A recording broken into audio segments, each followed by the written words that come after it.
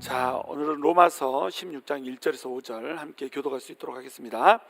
내가 갱그리아 교회 일꾼으로 있는 우리 자매 베베를 너에게 추천하노니 너희는 주 안에서 성도들의 합당한 예절로 그를 영접하고 무엇이든지 그에게 소용되는 바를 도와줄지니 이는 그가 여러 사람과 나의 보호자가 되었음이라. 너희는 그리스도 예수 안에서 나의 동역자들인 브리스가와 아굴라에게 문안하라. 그들은 내 목숨을 위하여 자기들의 목까지도 내놓았나니 나뿐 아니라 이방인의 모든 교회도 그들에게 감사하느니라. 다 함께 읽습니다. 또 저의 집에 있는 교회에도 문안하라. 내가 사랑하는 에베누드에게 문안하라. 그는 아시아에서 그리스도께 처음 맺은 열매니라. 아멘. 자, 우리 옆에 분들하고 인사하시죠. 하나님께 기억되는 이름이 됩시다. 다시 한번 인사합시다. 저도 당신의 수고를 기억하고 있습니다.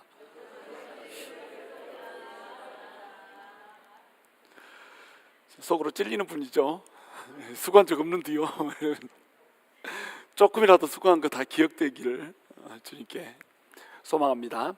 자, 로마서 오늘 이제 본문은 16장 1절에서 5절인데 영원히 기록될 이름들, 이걸 나눠서 얘기하려고 그래요. 로마서 16장에 이름들이 막 열거가 됩니다. 뭐 30명 이상 37명 정도의 이름이 막 쭉 열거가 돼요. 그 이름들이 왜 갑자기 열거가 되는지, 바울한테는 꿈이 있었다고 그랬죠. 세 가지의 꿈이 있었다고 그랬습니다. 그게 뭡니까? 땅끝까지 복음이 전해지는 거, 이것이 꿈이었고, 그것을 위해서 그는 불철주야 이랬어요. 그리고 두 번째 꿈은 뭐였습니까? 이렇게 해서 복음이 전해지면 그 복음이 전해져 가지고 세워진 교회들이 서로 하나가 되기를 원했습니다. 서로 사랑하기를 원했어요. 교회, 지교회 하나만 사랑하는 것이 아니고 그 무형의 교회 있죠? 범우주적인 교회들, 이 교회, 유대인의 교회와 이방인의 교회들이 서로 전부 하나 돼서 어려울 때 돕고 또 격려하고 위로하면서 그렇게 사랑을 가진 교회가 되기를 원했어요.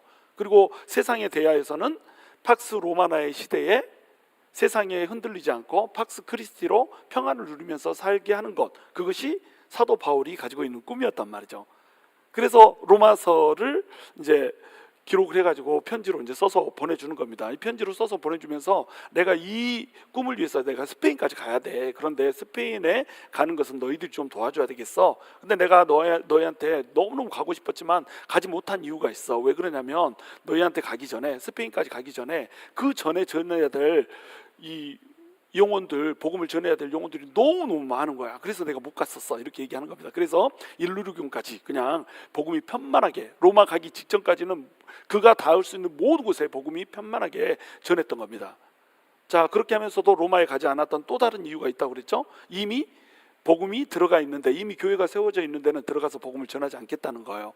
그것은 뭐 배려 차원도 있지만 시간 낭비하지 않기 위한 거였습니다. 땅끝까지 복음이 전해되는데 이미 복음이 전해진 곳에 또 들어가서 복음을 전하면서 시간 낭비할 필요가 뭐 있냐는 거죠. 복음을 듣지 못한 자들, 아직 기쁜 소식을 알지 못한 자들한테 달려가서 복음을 전해가지고 하나라도 예수님께 돌아오게 하고 싶다, 이런 이제 의도로 로마에 가고 싶었지만 로마로 가고 싶은 마음을 접었던 겁니다. 그게 이제 116군까지 다 전해졌으니까 로마로 이제 가도 되잖아요. 그런데도 불구하고 로마로 가지 못하고 예루살렘으로 갔어요. 예루살렘으로 간 이유가 뭡니까? 흉년이 들어가지고 기근이 막 임한 겁니다. 그래서 예루살렘이 특히 그 성도들이 이제 굶고 있는 거예요. 그러니까 이 이방인 교회와 예루살렘 교회, 유대인 교회가 하나라고 하는 것, 이것을 증명하고 그 열매를 보이기 위해서 마게도니아 지방, 아가야 지방에서 받은 헌금을 가지고 예루살렘으로 무조건 가야 되겠는 거예요. 그래서 직접 헌금을 전해주고, 이방인들이 당신들을 이렇게 사랑합니다. 당신들이 영적인 것을 전해줬기 때문에 물질적인 것으로 갚습니다. 당신들은 이것을 받아주시오. 이렇게 하면 그것을 받아줌으로 말미암아서 우리가 주님 안에서 한 가족이다라고 하는 것을 이룰 수 있다라고 하는 겁니다. 이것이 사도 바울의 꿈이었어요. 서로 사랑하는 교회, 서로 위하는 교회, 성도들이 얼굴을 한 번도 본 적도 없지만은 예수 그리스도를 믿는다라고 하는 그 이유 때문에 내 형제요 내 자매라고 인정하면서 서로를 품어주는 교회, 안아주는 교회, 이런 교회를 사도 바울은 세우고 싶었던 겁니다. 그리고 이제 예루살렘으로 이제 가기 직전에 어디에서 편지를 썼다고요?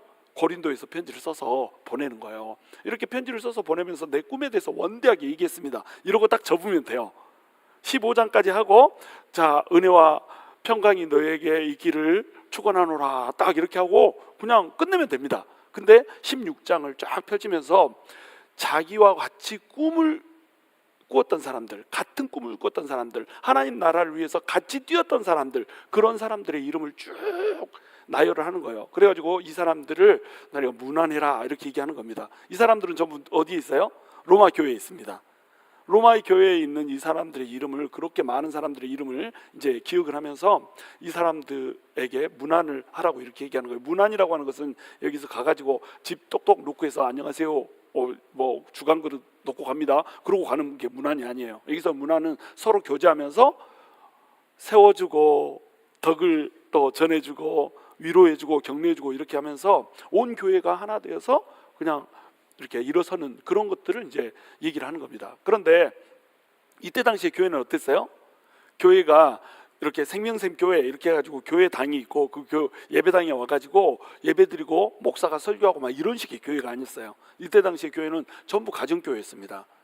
지금 로마 시대잖아요. 로마 시대니까 핍박이 있단 말이에요. 핍박이 있는데 건물 하나 딱 사가지고 거기다 교회 간판 딱 걸어놓고 거기서 교회를 하고 이럴 수 있는 상황 자체가 안 되는 겁니다. 예수를 믿으면 그 사람들은 예배당을 짓는 게 아니라 자기 가정집에서 모여서 그냥 예배를 드린 거예요. 그러니까 집을 뭐 한 10명이 모일 수 있는 집이었다 그러면은 거기서 10명이 모여가지고 이제 교회를 하는 겁니다. 뭐 성도가 100명 정도가 돼버렸어요. 그럼 어떻게 하겠어요?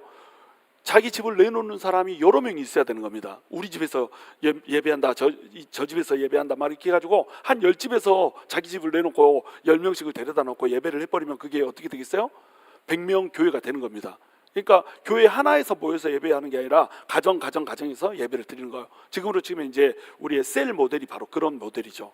큰 교회가 있지만 셀장이나 뭐 또는 돌아가면서 뭐 가정에서 예배를 드린다거나 하여튼간 모일 수 있는 사람의 수만큼 모여서 거기서 이제 예배를 드리는 거, 그것이 한 교회가 됐던 겁니다. 자, 그렇게 예배를 드리다가 교회가 너무 좁아요. 그러면 돈을 많이 번 성도 하나가 집을 딱 삽니다. 아주 뭐 호화롭게 누리고 식스베드 뭐 11베스트 막 이런 데서 재밌게 잘 살려고 집을 사는 게 아니라 이곳에서 교회에 예배를 드려야겠다 이렇게 가지고 한 100명이 모일 수 있는 집을 확 사요.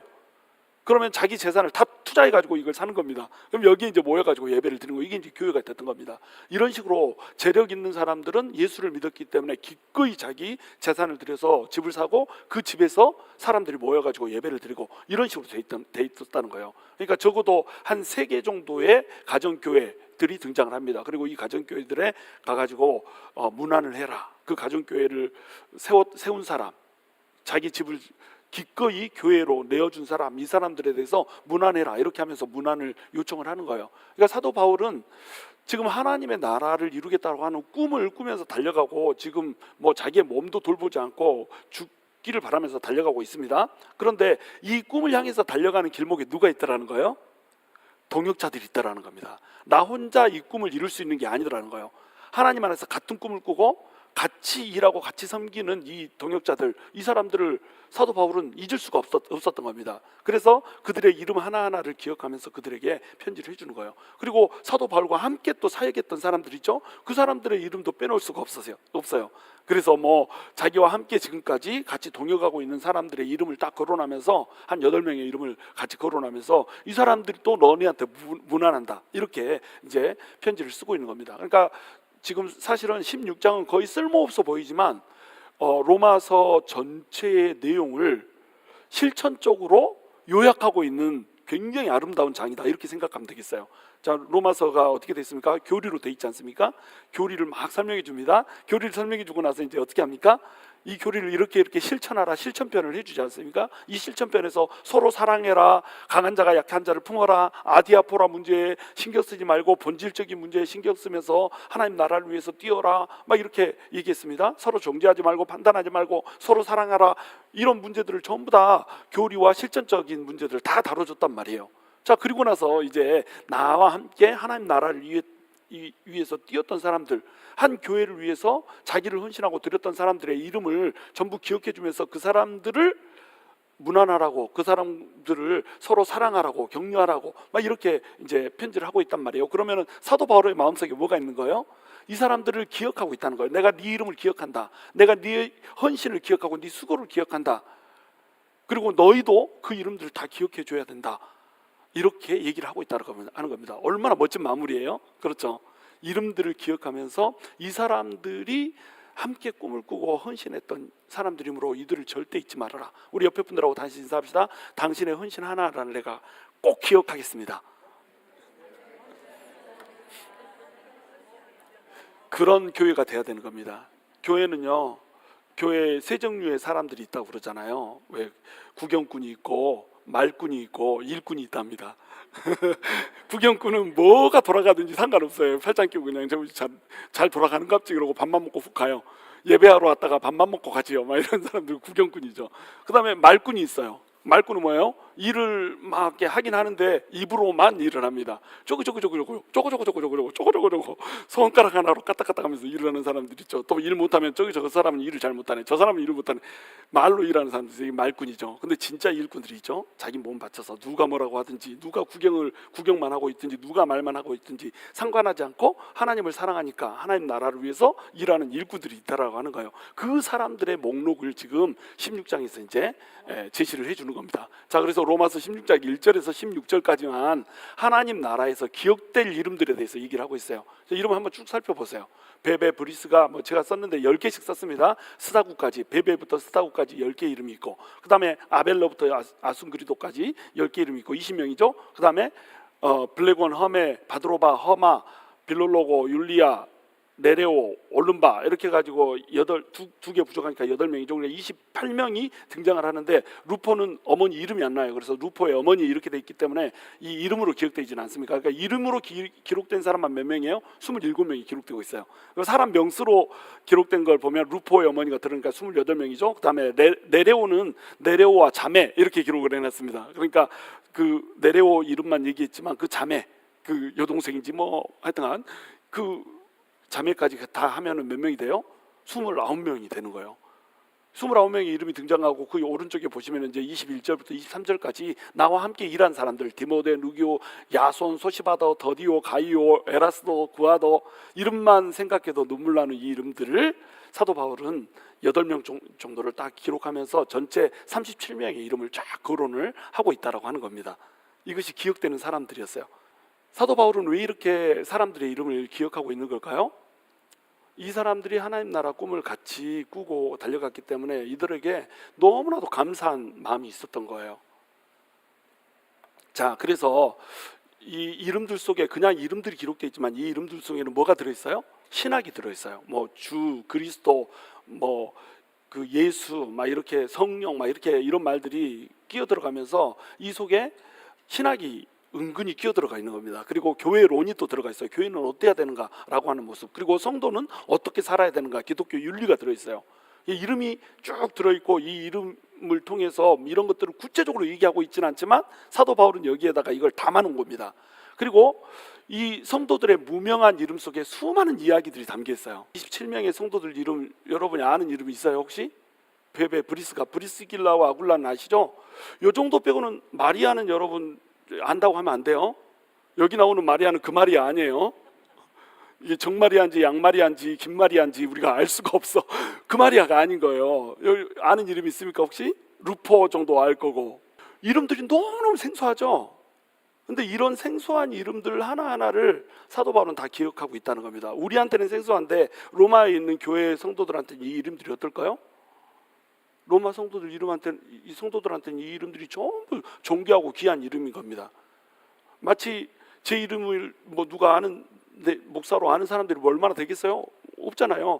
근데 여러분들은 내 이름을 알잖아요. 저 사람이 얼마나 헌신하고 얼마나 수고하는지. 그렇게 안 생각 안 되세요? 알잖아요, 그죠? 그리고 여러분들끼리도 여러분들 이름은 누가 아나요? 몰라요. 세상에 여러분들 이름 아는 성도들이 얼마나 되겠어요? 근데 여러분들끼리는 알잖아요. 누가 얼마나 헌신하고 얼마나 수고하고 얼마나 자기 것을 내어드리고 섬기고 있는지 이거 다 알잖아요. 그렇죠? 그러니까 이 이름들이 쭉 기록되고 있다는 것은 이 이름들의 사연들이 있다는 겁니다. 사연들이, 스토리들이 다 들어있다는 거예요. 우리는 모르지만 그들 안에 스토리들이 들어있다는 거죠. 자, 그러니까 이름을 기억해 주는 거 이건 너무너무 중요한 겁니다. 그래서 저도 이제 이름을 기억하는 은사가 있어서 목사서 참 다행인데 한 번 딱 이렇게 보면은 막 몇 달이 지나도 그분의 이름을 알아요.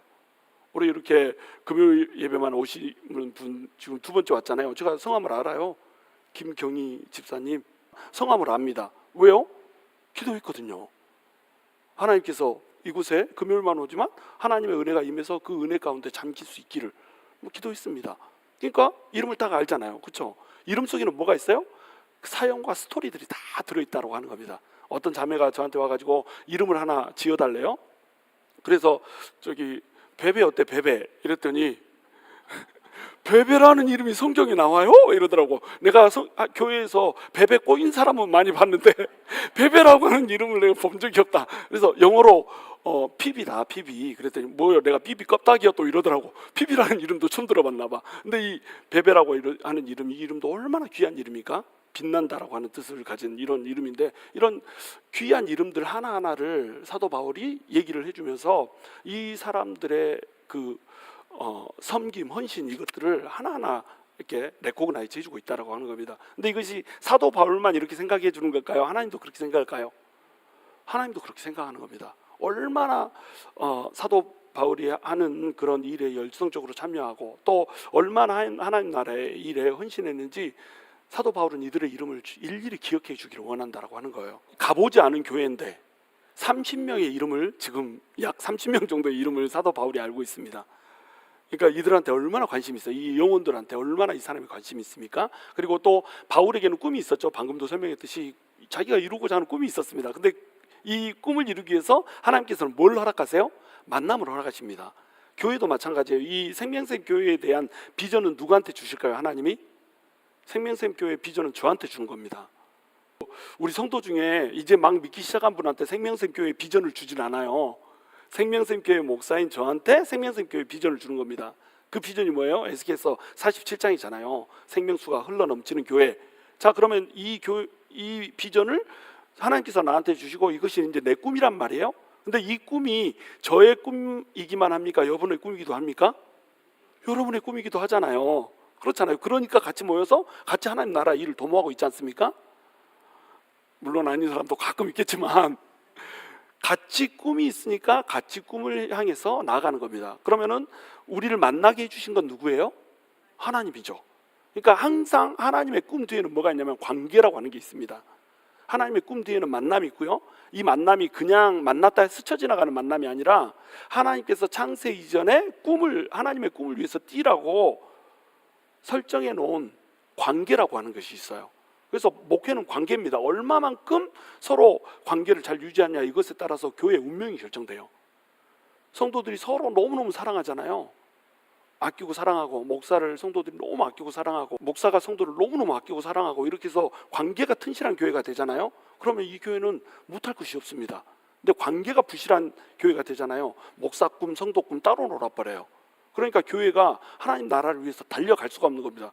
서로 같이 하나님의 밭을 갈아야 되는데 가려고 하는 밭이 달라. 그러면은 교회는 절대 하나님의 영광을 드러낼 수가 없다라고 하는 거예요. 자, 그리고 이 사람들한테는 자신의 집을 기꺼이 교회로 내어준 자들이 있었습니다. 내 집을 교회로 씁시다 이러고 집을 떡 내놨단 말이에요. 그 집을 내놓는 거 쉬운 게 아닙니다. 저도 글로리 교회를 개척했었잖아요. 개척할 때 한 25명 정도 성도들하고 같이 개척을 했단 말이에요. 모일 수 있는 공간이 없고 코로나 때잖아요. 저희 집에서 예배 드렸어요. 저희 집에서 예배 드리면 이제 지하실에서 예배를 드리지 않습니까? 그러면 오는 사람도 버지니아에서 메릴랜드까지 오니까 50분씩 걸려서 고생하고 왔지만 저희는 예배 전날에 청소하고 다 예배 준비 세팅해놔야 되죠. 그 다음에 그 밥 준비를 이번에 사모가 1년 동안 혼자 다 했어요. 그래가지고 혼자 밥하고 그래서 다 또 나눠주려면은 코로나니까 위하고 아래층을 좀 격리를 했거든요. 그래서 아래층으로 다 밥 갖고 내려가서 나눠주고 그 다음에 위로 가서 올라가서 설거지하고 정리하고, 이거 다 우리가 하는 일입니다. 집을 개방한다는 거예요. 쉬운 일이 아니에요. 여러분 셀 모임 한 번 할 때 한 달에 한 번 또는 이렇게 돌아가면서 하니까 3달에 한 번 자기 집을 개방하라고 그래도 어때요? 너무너무 힘들죠. 근데 이들은요 집을 교회로 써버렸다니까요. 그러니까 이 헌신이 얼마나 멋진 헌신이란 말이에요. 여러분 초대교회 우리가 그냥 입에 쉽게 올리지만요, 우리하고는 비교가 안 되는 헌신이 있었습니다. 우리가 초대교회 때 로마 교회에 핍박받는 성도들, 로마 제국에서 핍박받는 성도들, 이 성도들하고 우리를 비교하잖아요. 우리는요 너무너무 허접해요. 사실은 약한 성도들입니다. 우리는. 근데 이들은 정말 너무너무 대단한 성도들인 거예요. 그리고 곳곳에 함께 흘린 땀과 피와 사랑이 이 로마서 16장에는 담겨 있다. 사랑하는 성도라고 하는 말을 네 번이나 써요. 사랑하는 에베네도, 암블리아, 스다구, 버시 막 이렇게 하고요. 또 너희를 위해 많이 수고한 마리아가 정말로 수고를 많이 했나 봐요. 그래가지고 이 마리아를 또 이렇게 얘기를 하면서 수고한 그 땀들을 또 피를 이렇게 올려주죠. 나와 함께 포로된 유니아라고 하는 사람은 또 사도 바울과 함께 감옥까지 들어갔던 이런 사람이에요. 얼마나 충실되게 사도 바울을 일했는지. 특히 이제 브리스가와 아굴라 같은 경우에는 사도 바울의 목숨을 위해서 목까지 내어놓으려고 하는 사람이었습니다. 딱 보니까 사도 바울이 너무너무 복음을 잘 전하고 사도 바울이 지나가는 데는 하나님의 임재가 있는 거예요. 요한의 세례, 그 물 세례만 있는 것이 아니라 성령 세례가 막 후두둑 떨어지면서 그냥 하나님의 살아계심이 표징으로 막 나타나는 겁니다. 그러니까 나는 죽어도 사도 바울은 죽으면 안 되겠다. 하나님 나라를 위해서는 나보다 사도 바울이 더 유익하겠다라고 생각해서 에베소에서 소동이 일어나고 이럴 때 사도 바울을 감추면서 자기가 죽고자 했습니다. 내가 대신 죽일게. 당신은 피하시오. 이렇게 했던 사람이 브리스길라와 아굴라예요. 여러분, 근데 브리스가와 아굴라 사도 바울하고 무슨 관계가 있습니까? 친인척 관계입니까? 부모 자녀 관계입니까? 부모 자녀 관계도 대신 죽어주려면 쉽지 않아요. 내 부모 대신 신장 하나 내놓는 것도 힘들어가지고 도망간 사람도 있다고 그럽니다. 자, 그런데 자기 목숨을 내놓는다고요? 쉽지 않은 겁니다. 왜 자기 목숨을 내놓을까요? 하나님을 사랑하니까. 하나님 나라를 사랑하는데 내가 사는 것보다 이 사람이 사는 것이 유익하다고 생각하니까 자기 목숨도 내놔버린다고 하는 겁니다. 이거 얼마나 멋지냔 말이에요. 저도 우리 텍사스 교회에서 섬길 때 제 담임 목사를 저랑 동갑인데도 정말로 깍듯하게 섬겼어요. 아비를 모시듯이 막 이렇게 생겼습니다. 하도 이렇게 잘 섬겨가지고 뭐 한 번도 원망한 적도 없고 불평한 적도 없고 뭐 사람들이 이러네 저러네 말하고 막 이러고 그 말들을 다 내가 들을 때도 좋은 의도로 전달해서 이렇게 좀 이런 부분들은 고치면 좋겠다 이렇게 이제 어드바이스하고 막 이렇긴 했지만 내가 내 스스로 불만이 있어가지고 얘기해 본 적은 단 한 번도 없어요. 날새기로 준비해서 간 것을 뒤집어 엎어가지고 다시 처음부터 하세요. 하루 남겨놓고 하루 저녁 남겨놓고 그렇게 한 것을 다시 나를 세면서 눈 뻘겋게 하면서 가면서도 이렇게 하는 것이 이 아이디어가 더 좋은 아이디어구나 막 이렇게 하면서 막 서포트하고 이랬습니다. 외로울 때 힘이 돼줬고 또 뭐 배고프다고 하면 밥 사주고 막 이렇게 하면서 물질적으로 기도로 또 현실적으로 서포트를 어마어마하게 했어요. 그랬더니 이 목사님이 저한테 제 생일날 카드를 한 장 써서 보냈어요. 곽형일로 삼행시를 지었더라고요. 그게 하도 인상적이어가지고 제가 지금도 기억해요. 곽형일이라고 하는 이름을 생각할 때마다 형언할 수 없는 감사와 사랑이 몰려옵니다. 일일이 말할 수 없지만 집사님께서 보여주신 그 사랑 때문에 나는 힘을 얻고 오늘 또 달려갑니다. 어때요? 요런 편지를 저한테 써서 줬다니까요. 그러니까 교회는 이래야 된다는 거예요. 교회는요, 담임 목사가 완벽할 수 없습니다. 근데 하나님 나라를 위해서 뛰는 꿈이 있으면 완벽하지 않아도 사랑해주고 전폭적인 지지를 해주는 거예요. 이런 애 저런 애 말하면서 말뿐 되면 안 되는 거예요. 또 담임 목사는 어때요? 성도가 그렇게 해주면 그 마음을 다 이해를 해줘야 되는 겁니다. 하나하나의 수고, 헌신, 얼마나 고생스러울까, 얼마나 힘든 과정 가운데서 저것을 할까, 이런 것들을 전부 이해해 주면서 또 표현을 해줘야 되는 겁니다. 그렇게. 그러니까는 서로 아름다운 관계가 계속 유지가 되잖아요. 그런 교회를 만들 수 있어야 된다. 자, 그래서 이제 오늘은 세 명의 이야기를 하려고 그래요. 베베라고 하는 사람과 브리스길라와 아굴라. 첫 번째 등장하는 사람은 이제 이 베베라고 하는 사람입니다. 1절 함께 읽습니다. 시작. 내가 갱그레아 교회의 일꾼으로 있는 우리 자매 베베를 너희에게 추천하노니. 2절. 너희는 주 안에서 성도들의 합당한 예절로 그를 영접하고 무엇이든지 그에게 소용되는 바를 도와줄지니 이는 그가 여러 사람과 나의 보호자가 되었음이라. 이렇게 돼 있죠.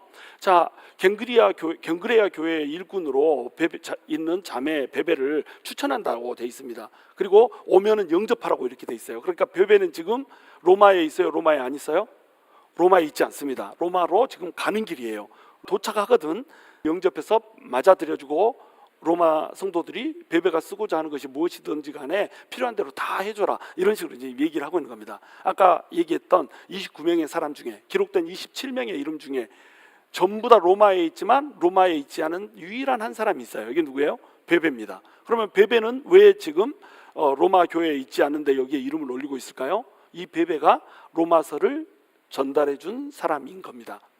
자, 지도를 보시면 이 지도에 이제 안디옥 오른쪽에 안디옥 있죠. 이 안디옥 교회가 선교의 본거지였죠. 여기에서부터 이제 뭐 길리기아 지방, 뭐 다소마 여기를 통해서 밤빌리아, 갈라디아 여기를 통해서 2차 선교 여행을 쭉 가는 겁니다. 그래가지고 에베소 지역 여기 더 예배를 복음을 전하려고 했는데 여기가 막혀가지고 두로아로 갔는데 두로아에서 이제 마게도냐 환상을 봐요. 마게도냐 환상 보고 빌립보로 넘어가가지고 빌립보에서 이 마게도냐의 첫 교회를 이제 개척을 하는 겁니다. 그리고 데살로니가 가서 개척하고 베레아 가서 개척하고 여기서 데살로니가 사람들이 하도 핍박이 심하니까 아덴으로 가가지고 아테네에서 복음을 전하다가 이제 고린도로 가는 거예요. 그리고 고린도에서 전도를 하고 나서 이제 다시 예루살렘으로 돌아오지 않습니까? 이때에 고린도에서 갱그리아 가가지고 내가 서운한 것이 있어서 갱그리아에서 머리를 깎는다 이런 얘기 나오죠.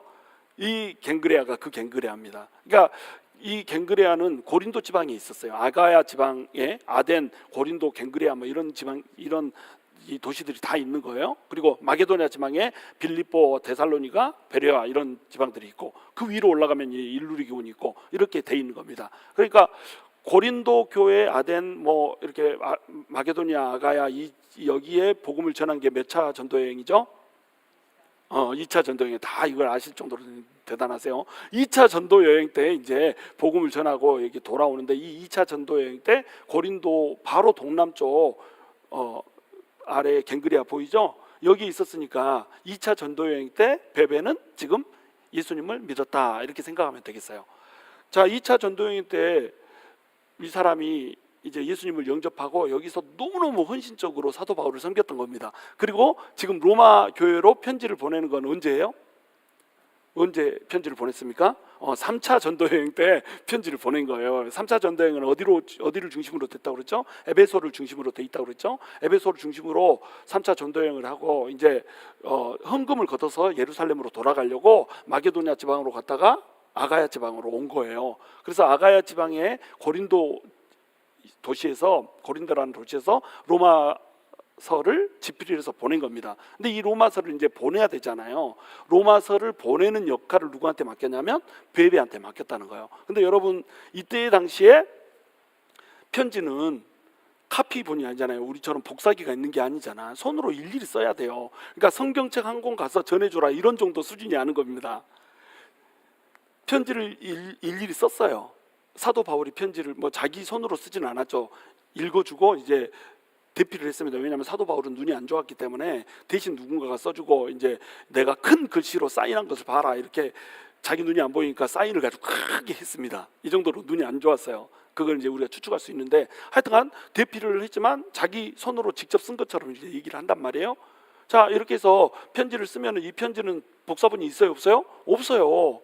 이거 프린트 할 수가 없는 겁니다. 그러면 지금 베베가 가지고 가는 이 편지는 뭐예요? 원본입니다. 원본. 이 여자가 가지고 가다가 품에서 떨쳐버렸다 이러면은 로마서를 우리가 읽을 수가 없는 거예요. 이 여자가 실수를 한번 해버렸다. 그래가지고 이 로마서를 잃어버리거나 분실했거나 똑같은 말인가요? 하여튼 훼손을 해버렸다 이러면은 이 로마서는 우리가 읽을 수 없는 겁니다. 지금 현재. 그리고 로마의 성도들도 읽을 수가 없어요. 로마 성도들한테 이 편지를 써놓고 여기를 스페인으로 가는 전진기지로 삼고 싶은데 전진기지로 삼을 수가 있어요, 없어요? 로마를 삼을 수가 없는 겁니다. 그리고 이 베베가 편지를 가져가면 그냥 편지를 딱 주면서 읽어보시오 이렇게 하는 게 아니에요. 그러니까 교회가 이렇게 있는 게 아니라고 그랬죠. 교회는 전부 다 가정교회라고 그랬죠. 그 가정교회들마다 베베가 이걸 돌아다니면서 이 편지를 왜 썼는지 그리고 편지의 내용이 의미하는 게 뭔지 베베가 어떻게 해줘야 돼요? 설명해 줘야 돼요. 이 피비의 이름의 뜻이 뭡니까? 헬라어로 포브 하면 이게 빛이란 뜻이거든요. 그래서 피비가 빛나는 이런 뜻입니다. 이 여자는 빛나는 사람이었어요. 이 여자란다. 이 자매를 표현하는 표현들을 봐보세요. 내가 갱그레아 교회의 일꾼으로 있는 첫 번째 표현은 일꾼입니다. 일꾼. 이 사람은 일꾼이었어요. 이 일꾼이라고 하는 단어가 어떤 단어냐면 디아코노라고 하는 단어거든요. 디아코노라고 하는 게 요즘 얘기하면 디콘입니다. 디콘은 이제 서리 집사와 안수 집사가 있잖아요. 서리 집사는 이제 임시직이고 안수 집사는 항존직이고. 근데 이때 당시에 성경에 나오는 집사는 안수 집사를 얘기하는 거예요. 항존직으로서의 집사. 이 항존직으로의 집사의 요건들이 쭉 나오잖아요. 그 요건에 뭐 아내가 있는 남자 이렇게 돼 있기 때문에 남자들만 집사를 줬다고 이렇게 주장하는 사람들이 있습니다. 그리고 이 집사는 또 집사가 원래 이제 어떤 뜻이냐면 servant라고 하는 뜻이란 말이에요. 그러니까 교회에서 servant의 역할을 하는 것이 집사라고 하는 겁니다. 그러니까 이 여자는 servant라고 하는 개념에서 일꾼 이게 디아코노라고 하는 단어를 썼다 이렇게 이제 주장을 하는 거예요. 그래서 이게 뭐 여자 집사가 있었냐 없었냐 이거 가지고 굉장히 논란이 되고 막 이런데 이게 오늘의 초점이 아니기 때문에 이건 그냥 넘어가도록 해요. 그런데 디아코노라고 하는 이 단어 뜻 자체가 servant라고 하는 뜻이에요. servant가 뭡니까? 여러분 집사 아시죠? 그 교회의 집사 말고 일하는 집사 어떻게 합니까? 일하는 집사가 사람들 밥 먹고 있으면 다 이렇게 수건 이렇게 들고 딱 이렇게 하고 있다가 저기 포도주 갖고 오세요. 그러면 포도주 갖고 가지고 또르르 따르고 뭐 이렇게 해주는 거 이거 집사가 하는 일이잖아요. 밥 뭐 저기 폭구가 하나 땅에 떨어져서 그러면 폭구를 다시 갖다 주는 거 누가요? 집사가 딱 하는 겁니다. 그러니까 우리 식당으로 치면은 뭐 웨이트리스 막 이런 사람들이 하는 게 집사예요. 이런 일을 했던 게 집사예요. 근데 이 집사라고 하는 개념을 어디에다 썼어요? 교회에다 그대로 이렇게 쓴 겁니다. 그러니까 안수 집사 또는 장로 또는 목사 이런 사람들이 하는 일이 뭐라는 거예요? 서번트라는 거예요. 서번트. 직분자는 중직자는 서번트입니다. 누구의 서번트죠? 하나님의 서번트죠. 근데 하나님의 서번트다 보니까 누구를 위해서 일하는 서번트가 돼요? 영혼들을 위해서 일하는 서번트예요. 이게 우리나라 유교하고 이렇게 맞물리면서 이게 어떻게 돼버리냐면 군림하는 자가 돼버립니다. 그래서 내가 직분을 받거나 어떤 직책을 맡거나 그러면 사람들을 통제하고 다루는 걸로 생각을 해요. 물론 권위가 주어졌으니까 그것도 해야 되는 게 맞죠. 근데 본질적으로 하는 일이 뭐예요? 섬기는 겁니다. 종처럼. 뭐 필요하다면 네 가지고 있습니다. 뭐 필요하다면 딱 가지고 있습니다. 이렇게 하잖아요. 그러니까 우리 교회도 어때요? 일하는 거 보면 막 저 음식 나눠주고 막 배식하고 이런 분들이 다 누구예요? 권사님들, 집사님들 막 이거 하잖아요. 그러니까 직책을 맡은 분들이 이거 한단 말이에요. 이거 하면서 아따 나는 직책 맡았는데 이런 걸 하네 그러면서 던지고 막 이렇게 합니까? 일로 와봐봐. 아이고 그만 좀 쳐먹어라 막 이렇게 하면서 하세요? 아니면 기쁘게 이렇게 나눠주면서 하세요? 기쁘게 나눠주면서 하죠. 이게 왜 그래요? 하나님을 사랑하니까. 하나님을 사랑하는 사람은 자기 자신을 서번트로 드리는 겁니다. 이게 일꾼의 개념이에요. 근데 이 갱그레아 교회에 있는 베베가 어땠다는 거예요? 이렇게 일꾼이었다는 겁니다. 자기 자신을 서번트로 내어주는 사람. 이것이 뭐 일반적인 개념으로서의 서번트였는지 아니면 교회의 여집사였는지 이것은 뭐 논란의 여지가 있지만 그것과 상관없이 여집사였던 하여튼간 뭐 일상적인 서번트였건 일상적인 의미로서의 서번트였던 상관없이 이 베베가 하는 일은 서번트로 일을 했다는 거예요. 섬기는 일을 했다는 겁니다. 자, 그리고 두 번째는 나의 보호자가 되었다고 이렇게 표현합니다. 여러 사람과 나의 보호자가 되었다. 이 보호자라고 하는 건 뭐예요? 그 사람 보호해주려면 뭘로 보호를 해주겠습니까? 어떤 힘이 있어야 보호를 해주는 거 아닙니까? 보호는 힘 없는데 내가 보호할게 아마 3살짜리 애가 엄마 내가 지켜줄게 막 이렇게 하면 이건 장난이죠. 그렇죠? 보호하는 것은 힘이 있는 겁니다. 이 사람은 부자였어요. 물질적인 파워가 있었습니다. 그러니까 빌립보 교회에 루디아가 있었다면 갱그레아 교회는 누가 있었다? 베베가 있었다. 이렇게 생각하면 돼요. 갱그레아 교회를 통째로 경제적으로 돌리는 수준의 일을 했던 사람이 누구예요? 베베입니다. 자기 돈 있으면 이 돈 벌어서 사업가가 재력가가 돈을 벌었으면 이건 누구 위해서 써야 돼요? 지 자신을 위해서 쓰고 또 지 좋아하는 사람한테 넘겨주고 막 이렇게 하면 되잖아요. 근데 이 사람은 하나님의 사업을 위해서 썼습니다. 그런 사람이었어요. 그러니까 섬기고 헌신하는 사람, 돈 많은데 헌신하는 거 힘듭니다, 여러분. 돈 많고 누리는 사람, 다른 사람한테 이 섬기고 헌신하는 게 습관화가 되지 않아요. 근데 이 사람은 돈이 많고 교회의 모든 물질적인 재원을 다 감당하고 사도 바울한테 감당하고 또 없는 사람한테 감당하고 막 나눠주고 이렇게 하면서도 또 어때요? 섬길 때가 되면 지가 제일 먼저 가서 섬겨. 이런 여자가 베베였다는 겁니다. 어때요? 베베. 너무너무 멋있죠? 그러니까 사도 바울이 베베를 우리 자매 이렇게 부르고 있는 거예요. 우리 자매, 내 자매가 아니라 우리 자매. 로마 성도들한테도 너무너무 귀한 이름이라는 겁니다. 그러니까 이 우리 자매, 하나님의 나라에서 한 이 가족이 된 이 베베를 어떻게 해달라는 거예요? 너희가 맞아달라는 겁니다. 영접해달라는 겁니다. 그래서 이 우리 자매 베베를 너희한테 추천한다 이렇게 얘기하죠. 여러분, 추천이라고 하는 것은 아무나 하는 게 아닙니다. 추천은 특별히 이제 뭐 추천 좀 해주세요 막 이러니까 거절하기 싫어서 추천하는 거 말고 기꺼이 내가 이 사람 한 사람 뽑아서 지금 보내는 거잖아요. 아가야 지방에 성도들이 얼마나 많아요? 그렇죠? 이 많은 성도들 중에 누구를 뽑은 겁니까? 베베라고 하는 사람 한 사람을 뽑은 겁니다. 그러니까 베베라고 하는 사람이 어느 정도 사람인지 알겠죠? 사도 바울에게 있어서 베베라고 하는 사람은 신뢰도 넘버원입니다. 이 사람한테 맡기면 절대로 실패가 없다. 이 사람한테 맡기면 편지 잊어버리지 않고 옆길로 새지 않고 무조건 로마 교회에 가서 전달한다. 이게 있었던 거예요. 그리고 이것을 그냥 전달만 하는 게 아니라 설명까지 해준다고 그랬죠. 그러니까 베베는 머리까지 어때요? 똑똑한 사람이었습니다. 말씀을 너무너무 잘 아는 사람. 구약을, 이방인 여자지만 구약 성경을 너무너무 잘 알고 구약 성경과 예수님을 연결시킬 수 있는 능력이 되는 사람. 이 사람은 베베였어요. 가르치는 능력이 있습니다. 그러니까 이 사람을 보낸 거죠. 그래서 사도 바울이 이 사람을 추천을 했다니까요. 무려 사도 바울한테 넘버원으로, 아가야 지방의 넘버원으로 추천받은 사람이, 이 사람이 누구라고요? 베베입니다. 그래서 이 사람이 가면은, 이 사람이 가서 묵을 수 있어야 되잖아요. 지금 뭐 하루 만에 전달해 줄 수 있는 게 아니잖아요. 가면 뭐 성도들 모아놓고 부흥회 하듯이 이렇게 한 이틀 3일 있는 게 아니고 거기서 묵으면서 각 가정교회들을 다 방문해가지고 이걸 해줘야 되는 겁니다. 회람하면서 해줘야 되는 거예요. 자, 그러니까 얼마나 시간이 많이 걸리겠어요? 여기서 오랫동안 머물러야 되면 경비 누가 책임질 거예요? 또 경비만, 돈만 있다고 되는 거 아니지 않습니까? 누가 안전을 책임져 줄 거예요? 누가 말동무를 해줄 거예요? 누가 이 사람에게 교제하면서 위로해주고 또 도전해주고 막 이렇게 하면서 마음에 기쁨을 줄 수 있겠어요? 성도들이 해줘야 되는 겁니다. 그래서 베베라고 하는 사람이 갈 텐데, 이 사람이 성도로서 하나님 안에서 풍성한 교제를 하면서 기쁨을 누릴 수 있게 해줘라, 이 얘기를 지금 하고 있는 거예요. 여러분, 우리 그리스도인들은 손대접을 잘해야 됩니다. 우리 특별 강사로 어떤 분들을 초빙하잖아요.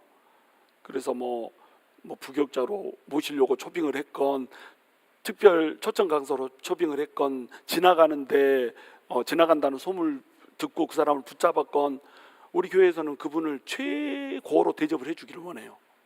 그 사람이 유명하기 때문에 최고로 대접을 해주는 게 아니라 그냥 우리 교회에 지나가는 모든 사람들은 우리 교회에서 힘을 얻고 돌아갈 수 있게 해주는 것을 원칙으로 합니다. 그러니까 식당도 제일 좋은 곳으로 데려가요. 어쩔 때는 교회 돈으로 쓰기도 하고 어떤 때는 제 돈으로 쓰기도 합니다. 주로 이제 제 돈으로 대접을 하는데, 좀 우리가 살림이 빠듯하다, 이때는 이제 교회에 제가 청구를 하거든요. 하여튼 어찌됐건 교회 재정으로 쓰건 내 재정으로 쓰건 우리 성도님들 중에 한 분이 모셔서 쓰건 최고로 대접을 하는 겁니다. 왜 그러냐면 우리 기독교의 정신이 손대접의 정신이기 때문에 그래요. 지나가는 나그네를 하나님의 사랑으로 극진히 대접을 해줘야 되는 거예요. 우리가 선교를 가도, 선교에 가면 그 현지 선교사님들 있잖아요. 이 선교사님들이 우리 때문에 위로를 받아야 돼요. 우리 때문에 힘을 얻어야 돼요. 막 돈 아끼고 웅크리고 막 이렇게 하면서, 야, 이 돈을 우리가 성도들의 피 같은 돈인데 어떻게 여기다 그냥 풀어놓고 하냐, 이렇게 하면요, 이거는 교회가 클 수가 없는 겁니다. 갔으면 있는 대로, 쓸 수 있는 대로 풍성하게 주고 오는 겁니다. 이번에 우리 멕시코 갔는데 거기 돕자고 5만 불 걷자고 했잖아요. 5만 6천 불이 거쳐버렸다니까요. 근데 집을 한 4만 5천 불 정도면 할 수 있겠대요. 할렐루야.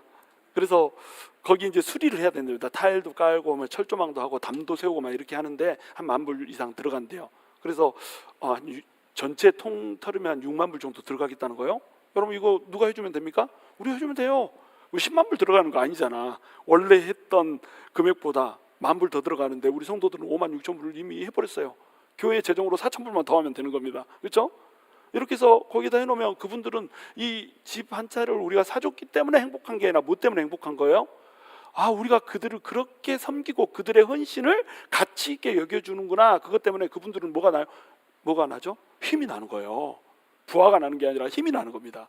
그래서 더 선교에 더 힘을 짜서 정진할 수가 있는 거예요. 이게 안 되잖아요. 그러면 번아웃 됩니다. 지치고 힘들어요. 근데 10사람이 힘들게 했어도 한 사람이 가서 이거 해주잖아요.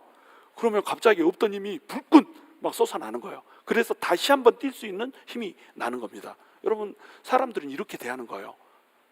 하나님의 일하시고 헌신하는 사람들, 또 우리 교회에서도 마찬가지입니다. 그분들은 나가서 멕시코에서 일하지만 여러분도 못지않게 섬기고 있잖아요. 직장에서 몸 뽀개지게 일하고 와가지고 교회 와서 예배 드리고 나서 남는 시간 갖고 여러분 뭐 합니까? 헌신하고 섬기잖아요. 화장실, 집에서도 청소 안 하는 화장실 청소하고, 집에서 한 번도 백김 해보지 않은 거 백김하고, 여러분 그렇게 다 하지 않습니까? 하나님 나라 사랑하니까. 그럼 그 헌신들을 누군가가 기억하고 레코는 자꾸 영어가 나오려고 그래 할지도 모르면서 이렇게 인정을 해줘야 되는 겁니다. 격려를 해줘야 되는 거예요. 그렇죠? 그럴 때 힘이 나는 거예요. 없던 힘이 솟아서 또 힘을 얻고 달려갈 수 있게 되는 겁니다. 하나님 보고 하지 사람 보고 하냐? 그렇지 않아요. 하나님 보고 하는 게 맞죠. 사람한테 자랑하려고 하는 게 아니죠. 그런데 사람의 격려는 필요합니다. 위로는 필요해요. 너희는 그들을 알아주라. 이와 같은 사람을 알아주라. 이렇게 얘기했잖아요. 알아줘야 되는 거예요. 왜 그래요? 하나님이 나타나가지고 야 너 잘했다, 너 때문에 내가 살만하다, 이렇게 하지 않습니다. 하나님은 과묵하세요. 안 들려. 그러니까 누가 해줘야 되는 거예요? 하나님을 사랑하는 사람들이 가가지고 참 헌신하느라고 고생했습니다, 수고했습니다, 얘기해 줘야 되는 거예요. 그래서 서로 위로하고 서로 격려하고 서로 사랑해 주면서 다시 힘을 얻고 뛸 수 있게 이렇게 만들어준 거, 이게 교회죠. 그렇잖아요. 자, 베베는 바로 이런 사람이었습니다. 사도 바울이 인정하는 특급 신뢰자, 이런 사람이 이제 베베였죠. 자, 그 다음에 이제 3절에 보시면 브리스가와 아굴라 얘기 나옵니다. 3절 읽습니다. 시작. 너희는 그리스도 예수 안에서 나의 동역자들인 브리스가와 아굴라에게 문안하라, 이렇게 돼 있죠. 브리스가는 이제 브리스길라 얘기하는 겁니다. 아굴라는 저기 본도 사람이에요. 그러니까 원래는 뭐 유대인의 피를 가진 사람인데 본도까지 가가지고 디아스포라 때 흩어져 가지고 이제 거기서 방문을 했다가 예수를 믿게 된 아마 이런 사람이고, 로마에 가서 살다가 브리스가라고 하는 여인하고 결혼합니다. 브리스가는 아마도 로마인이라고 추측을 해요. 왜냐하면 브리스가라고 하는 이름 자체에서 봤을 때 로마의 어떤 좀 잘 사는 집안의 사람이었을 것이다, 이렇게 추측을 하는 겁니다. 이렇게 해서 둘이 결혼해서 살았어요. 그래가지고 여기서 로마에서 텐트 사업을 했습니다. 텐트 메이커라고 들어보셨죠? 텐트 천막 만들어서 천막을 팔고 뭐 제공하는 원료를 팔고 막 이런 일들을 했어요. 이 사업이 여기서 이때는 어떻게 했어요? 어마어마한 사업이었습니다. 텐트를 필요로 하는 사람들이 많았거든요. 그래서 이걸 하면 부자, 떼부자, 이 사람들은 아주 굉장히 이 재력을 많이 쌓은 사람들이었어요. 근데 하루아침에 이것을 날려먹게 생겼습니다. 왜 그러냐면요, 글라디오 황제라고 하는 사람이 유대인들을 로마에서 축출하는 사건이 벌어져요. 글라디오가 원하는 거 뭐냐면 팍스 로마나였거든요. 로마의 힘에 의해서 로마 제국 전체가 평화로운 거, 이것을 원했습니다. 뭐 이 종교를 믿건 저 종교를 믿건 뭐 이런 거 다 상관하지 않아요. 무조건 평화로우면 되는 겁니다. 싸우지 않으면 돼. 근데 로마에 사는 유대인들과 그리스도인들이 같이 싸운 거예요. 그리스도인들이 예수를 전하니까 유대인들이 예수를 전한다는 이유로 핍박을 해버린 겁니다. 그러니까 이게 소동으로 보여진 거예요. 그러니까 너네 유대인들이 자꾸 여기 있으니까 싸움이 난다, 그래가지고 유대인들은 전부 다 로마에서 나가라, 이렇게 얘기한 거예요. 그게 언제냐면 AD 49년입니다. 근데 AD 49년이 어떤 기점이냐면 1차 선교 여행이 47년부터 49년까지예요. 2차 선교 여행이 49년부터 52년까지입니다. 그러니까 1차 선교 여행과 2차 선교 여행 사이에 클라우디우스가 어떻게 했다는 거예요? 유대인 축출령을 내려버렸다는 거예요. 그래서 브리스가와 아굴라라고 하는 사람이 로마에서 쫓겨나 버립니다. 모든 것을 잃어버렸어요. 낭망스러운 일이죠. 절망스러운 일이죠. 그런데 이 사람들이 쫓겨나가지고 어디로 가서 정착을 합니까? 고린도라고 하는 곳에 가서 정착을 해요. 근데 이때 누가 2차 전도여행을 온다고요? 사도 바울이 2차 전도여행을 와요. 그래서 브리스길라 아굴라와 사도 바울이 여기서 운명적인 만남을 하게 됩니다. 자, 글라우디오 황제가 로마 축출령을 내려서 자기 삶의 터전을 잃어버리고 지금 쫓겨나서 고린도로 온 거, 이거 잘된 일입니까? 잘못된 일입니까? 잘된 일이에요? 잘된 일입니다. 왜요? 여기서 누구를 만났어요?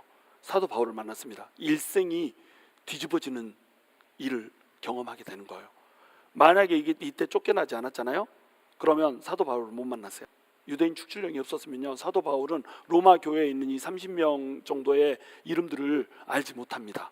로마 축출령 때문에 유대인 그리스도인들이 쫙 흩어져서 여기저기 살고 있었고, 사도 바울이 복음을 전하려고 돌아다니면서 그때마다 누구를 만나요? 로마에서 쫓겨나온 유대인 성도들을, 그리스도인들을 만나게 된 거예요. 그리고 그들이 다시 로마로 돌아가서 축진여행이 끝나고 이제 돌아와도 돼 할 때 다시 돌아가서 로마 교회를 섬기고 있을 때 그 로마 교회에다 편지를 쓰는 겁니다. 그러니까 이미 사람들을 알고 있게 만들어 놓은 거예요. 누가 하시고 있는 겁니까? 지금 하나님이 하시고 있는 거라는 거예요. 여러분도 뭐 갑자기 직장을 잃을 수 있습니다. 갑자기 막 하던 사업이 말아먹어질 수가 있어요. 갑자기 막 일이 꼬여가지고 뭐 병이 생기거나 막 이렇게 해가지고 이 터전에서 저 터전으로 옮겨야 될 때가 있습니다. 그래서 사람들이 이럴 때는 기도해 주세요. 너무너무 실망돼요. 너무너무 힘들어요. 막 이렇게 합니다. 근데 그것이 누구의 스텝 가운데 있다? 하나님께서 이루어 가시고 다루어 가시는 스텝 가운데 있다는 거예요. 하나님께서 역사를 준비하고 있다는 겁니다. 그러니까 우리의 실패는 실패일 수가 있어요, 없어요? 실패일 수가 없어요. 일시적인 실패인 겁니다. 눈으로 보기에 실패예요. 그런데 하나님께서는 이것을 통해서 뭘 준비하고 있어요? 하나님의 역사를 준비하고 있다니까요. 우리 힘으로는 도무지 쟁취할 수 없는, 취득할 수 없는 하나님의 놀라운 역사를 하나님께서는 지금 써내려 가려고 준비를 하고 있다는 거예요. 그래서 지금 고린도에서 사도 바울과 만나가지고 서로 텐트메이커, 동역자가 됩니다. 직장의 동역자가 되는 거예요. 그런데 여기 말씀에 보시면은 너희는 그리스도 예수 안에서 나의 동역자들인, 이렇게 얘기했죠. 직장의 동역자가 아닙니다. 텐트 메이킹을 하고 있지만, 그래서 같이 직장을 공유하면서 똑같은 동업을 하고 있지만, 사실 이 사람들은 뭐라는 거예요? 주 안에서, 그리스도 안에서 하나님의 나라를 위해서 일하는 동역자라는 거예요. 우리가 텐트 메이킹을 하는 것을, 텐트를 만드는 것을 직업으로 삼을 수 있어요. 어떤 사람은 뭐 이발사로, 어떤 사람은 뭐 요리사로, 어떤 사람은 가정주부로, 어떤 사람은 뭐 목사로, 어떤 사람은 과학자로, 뭐 각기 자기 종류가 다른 모든 일들을 하고 있을 수 있습니다. 그런데 그리스도 안에 들어오면 이 사람들이 다 뭐가 되는 거예요? 동역자가 돼버리는 거예요. 그래서 이 사람들은 그리스도 안에서 텐트 메이킹을 하면서 지금 일을 합니다. 그리고 2차 선교 여행 후에 바울이 갱그리아로 간다고 그러잖아요. 그래서 갱그리아로 갔다가 갱그리아에서 어디로 가요? 예루살렘으로 갔잖아요. 이때 동행을 합니다. 그래가지고 이 사람들이 어디에 하냐면 에베소에 정착을 해요. 에베소에서 이 사람들이 뭐 했을까요? 가정교회를 개척합니다. 이 사람들은 에베소에 가서 가정교회를 미리 개척하고 있었고, 여기에 사도 바울이 들어가면서 3차 전도 여행의 시드가 된 거예요. 어마어마한 만남이죠. 자, 그리고 나서 이제 로마로 돌아와도 된다고 하니까 로마로 복귀를 한 거예요. 이제 이때가 언제예요? 로마로 복귀한 때가 그때쯤이 로마서를 이제 집필할 때쯤 되는 겁니다. 어때요? 딱딱 미리 브리스길라 아굴라 갖다 데려다 놓고 준비를 시켜놓고 있는 거예요. 고린도 교회에 들어가기 전에 고린도 교회에다가 브리스길라 아굴라 딱 데려다 놨죠. 바울이 딱 가니까 거기에 브리스길라 아굴라 있는 거예요. 예수 믿고 있는 거예요. 같이 동업해가지고 텐트 메이킹 하면서 하나님 나라 개척하는데, 이 하나님의 교회 개척하는데 어마어마한 힘이 돼줬습니다. 그리고 에베소로 돌아와서 에베소에 정착하고 작은 가정교회를 열었단 말이에요. 사도 바울이 3차 전도여행 와서 에베소에서 교회를 이제 이제 하나님의 복음을 막 전하고 막 이럴 때 누가 시드가 되어줬다고요? 브리스길라와 아굴라가 시드가 되어줬다니까요. 그리고 이제 로마로 돌아갔습니다. 로마로 편지를 이제 써가지고 로마를 전진 기지로 삼고 싶어요. 누가 있다고요? 브리스길라와 아굴라가 거기 있다니까요. 하여튼 가는 데마다 브리스길라와 아굴라가 있어요. 나중에 이제 디모데후서 4장 19절에 보면 훗날에 에베소로 또 돌아옵니다. 왜냐하면 사도 바울이 이쪽에서 또 사역을 해야 되거든요. 그러니까 브리스길라와 아굴라는 실과 바늘처럼 바울을 먼저 따라가든지 뒤따라가든지 해가지고 하여튼 사도 바울이 하나님 나라를 확장하는데 어마어마한 도움을 주는 이런 일들을 하는 게 누구다? 브리스길라와 아굴라예요. 어떻습니까? 너무 귀하지 않습니까? 이 사람들은 쉽지 않은 이 삶을 살고 있어요. 망명자의 삶이죠. 나그네의 삶이죠. 한 곳에 정착해가지고 돈도 많이 벌고 막 그랬으면 집도 막 삐까번쩍한 거 지어서 거기서 잘 살고 싶지 않겠습니까? 그런데 거기서 잘 사는 그 삶을 꿈꾸지 않았어요. 주님이 부르신다고 하면, 주님이 필요하다고 하면 그냥 다 이동하면서 하나님의 교회를, 가정교회를 세우고, 그 로마에 가서도 가정교회 세우잖아요. 오늘 5절에 보시면 어떻게 해요? 브리스길라와 아굴라의 교회를 방문하라 이렇게 나오죠. 문안하라 이렇게 나오잖아요. 로마에 가서도 가정교회 세웠어요. 그리고 사도 바울이 갔을 때는 가정교회가 이미 있는 겁니다, 거기에. 자, 그러니 그 사람들은 쉽지 않은 망명자의 삶을 살고 나그네의 삶을 살고 있어요. 머리 둘 곳이 없는 인생이에요. 그런데 어때요? 이 부부가 이동하는 것이 곧 교회가 된 겁니다. 이 부부가 정착하는 곳이 곧 하나님의 나라가 돼버리는 거예요. 얼마나 멋있습니까? 그리고 이 사람들이 이제 알렉산드리아 출신인 아볼로 아시죠? 아볼로가 알렉산드리아라고 하는 곳에서 저기 에베소로 옵니다. 아볼로, 이 사람은 너무너무 똑똑한 사람이었어요. 성경이 능통하고 말이 너무너무 탁월한 이런 사람이었습니다. 사도 바울은 말이 어눌했지만 아볼로는 말이 현란한 사람이었어요. 성경도 잘 가르치지, 말도 잘하지, 성경 지식도 해박하지 막 이러니까 사람들이 뻥 갈 정도였어요. 고린도로 갔을 때 고린도 교회에 4개의 분파가 있었잖아요. 게바파, 바울파, 그리스도파, 거기에 아볼로가 하나가 들어갑니다. 그 정도로 탁월한 사람인데 이 사람이 이제 에베소에 와서 복음을 막 전해요. 예수 그리스도의 도에 대해서 막 전합니다. 그런데 뭔가 부족해. 완전하지가 않아. 세례를 가르치는데 요한의 세례만 가르치는 거예요. 물 세례만 가르칩니다. 근데 물 세례 말고 무슨 세례가 있죠? 성령 세례가 있는 거예요. 절반짜리 가르치는 이것을 보고 26절 한번 읽어봅니다. 시작. 그가 회당에서 담대히 말하기 시작하거늘 브리스길라와 아굴라가 듣고 데려다가 하나님의 도를 더 정확하게 풀어 이르더라. 이렇게 돼 있죠. 여기는 로마서가 아니라 사도행전입니다. 사도행전에 이 장면이 나와 있는 거예요. 열심으로 예수의 도를 전하나 요한의 세례만 알고 있어요. 그런 사람을 브리스길라와 아굴라가 데려가 가지고 뭘 해요? 하나님의 도를 더 정확하게 가르쳐줘 버립니다. 브리스길라와 아굴라보다 아볼로가 훨씬 성경 지식이 많아요. 훨씬 말도 잘합니다. 훨씬 잘 가르칩니다. 그런데 뭘 몰라요? 성령의 세례를 모릅니다. 그러니까 이 사람 성령의 세례만 가르쳐 놓으면 사도 바울처럼 진짜 귀하게 쓰이겠는데 이렇게 생각해가지고 자기 집으로 데려가는 거예요. 그래서 먹이고 입히고 하면서 저기 사실은 사도 바울이라는 사람이 우리랑 같이 일을 했었는데 이분이 일할 때는 이런 일들이 있었어. 이러이러한 또 다른 영역이 있다. 이래가지고 이 아볼로가 이걸 받아들입니다. 아볼로가 아주 위대한 사람이에요. 이 사람도. 자, 자기는 사역자잖아요. 자기는 가르치는 선생입니다. 교사입니다. 그런데 텐트 만드는 그 사업자가 와가지고 자영업자가 와가지고 당신 말하는 것에 2% 부족한 것이 있어요. 그렇게 설교하면 안 돼요. 이렇게 가르쳤어요. 이거를 아볼로가 어때요? 그대로 받아들입니다. 그리고 이걸 받아들이고 난 다음에 온전해져 가지고 어떻게 해요? 내가 고린도로 가서 사역하겠다. 고린도 길을 터다오. 그러니까 에베소로 고린도에서 이사로 온 거잖아요. 고린도 형제들한테 편지 써가지고 아볼로 추천해서 여기 고린도에다가 일할 수 있게 해줍니다. 그래서 아볼로가 거기서 감독으로 일하게 됐잖아요. 자, 이런 일들을 해준 사람이 누구다? 바로 브리스길라와 아굴라였다라고 하는 거예요. 근데 그런 사람이 자기들이 아무리 봐도 자기들보다는 사도 바울이 하나님 나라에 더 유익하다고 생각이 되는 겁니다. 그래서 내 목숨을 위해서, 사도 바울의 목숨을 위해서 자기들의 목까지도 내놓았다는 거예요. 근데 이런 일들을 누구한테 했다는 거예요? 나뿐 아니라 이방인의 모든 교회 사람들한테 이런 식으로 대했다는 겁니다. 아볼로를 대할 때도 이렇게 대했고요. 다른 형제 자매를 대할 때도 이렇게 대했습니다. 당신이 나보다 존귀해요. 당신이 나보다 나아요. 당신 같은 사람이 너무 귀하죠. 이러면서 자기를 헌신하고 내어드리는 사람, 이 사람이 누구였다고요? 브리스가와 아굴라였다라고 하는 거예요. 얼마나 멋있습니까? 자, 우리가 이런 사람이 돼야죠.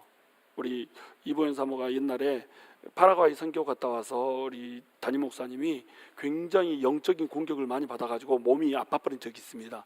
그래서 기도를 하면서 목사님이 아무래도 나보다 더 사역을 귀하게 하고 목사님이 일을 할 때 더 하나님의 영광이 드러나는 것 같으니까 저 병을 나한테 주시고 목사님 낫게 해달라고 그랬는데 그 기도를 하나님도 들어버리셨어요. 그래가지고 목사님이 나와버렸습니다. 근데 이번 사모는 막 그 겨드랑이에 결절 생기고 막 유방암 말기 증세가 나타나 버린 거예요. 그래서 나 죽나 보다. 거의 그 병원에서 갔는데 병원에서도 원인을 알지 못해. 이거 바이옵시 해야 되겠다, 검사해야 되겠다 막 이런데 원인을 알지 못하고 계속 막 열도 나고 막 이러면서 이 겨드랑이에 막 림파선이 붓고 목에 림파선이 붓고 막 이렇게 된 겁니다. 겨드랑이에 이미 암이 퍼졌으면 이건 죽음이에요. 죽는 거예요. 죽음의 사선까지 이제 갔다라고 이제 생각을 한 거죠. 그 이제 목사님이 하필 한국 가 있어가지고 기도도 받을 수 없는 이런 상황. 나는 목사님 때문에 아내를 이렇게 생긴 거예요. 아니, 나를 위해서 죽어야지 왜 남의 남자를 위해서 죽어? 근데 저도 우리 아내를 죽이려면 차라리 나를 죽이세요 이런 마음이 생기더란 말이죠. 목사님을 원망하는 이런 생각이 안 들어요. 워낙에 뭐 은사들이 많고 막 이렇게 정말 영광이 많았고 이렇기 때문에 뭐 사소한 어떤 결점들이 있고 막 이랬지만 너무너무 귀한 목사님이셨어요. 그러니까 대신 내가 죽어도 아깝지 않겠다는 이런 생각을 한 겁니다. 그 마음으로 목사를 섬겼어요. 그 목사님이 한국 갔다 와가지고 기도하는데 안수탁 한 번 하니까 나아버리더라고요.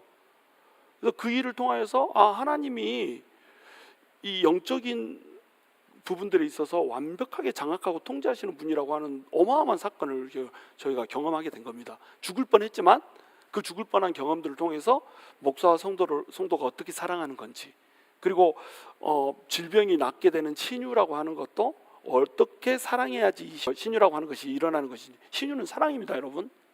사랑하지 않고 능력으로만 봐버리면 안 돼요. 그 사람 대신에 내가 죽을 수도 있다라고 하는 그 사랑이 있어야 병고침도 일어나는 거예요. 그러니까 하나님의 나라는 여러분 서로 위하고 그 사람을 위해서 나를 내어줄 수 있다라고 하는 거, 이것까지, 이 수준까지 갈 수 있어야 하나님의 교회가 서는 겁니다. 하나님 나라가 서는 거예요. 목사는 성도를 위해서, 성도는 목사를 위해서. 서로 정죄질하고 서로 막 비난질하고 이러면요, 하나님의 교회는 교회로 설 수가 없어요. 그러면 그런 교회는 그냥 이 세상에 많고 많은 그저 그런 교회 중에 한 교회가 되는 거예요. 제가 교회를 다녀보니까 그래요. 4M이라고 그래가지고 M으로 시작되는 네 형태의 교회가 있다고 그랬잖아요. 뮤지엄이 있고 메인테넌스가 있고 그다음에 뭐 미니스트리가 있고 미션이 있고 이렇게 하는데, 미션을 우리가 추구하지 않습니까? 뮤지엄 같은 처치가 있는데요. 이 뮤지엄 같은 처치에도 헌신된 성도가 있을까요, 없을까요? 있습니다.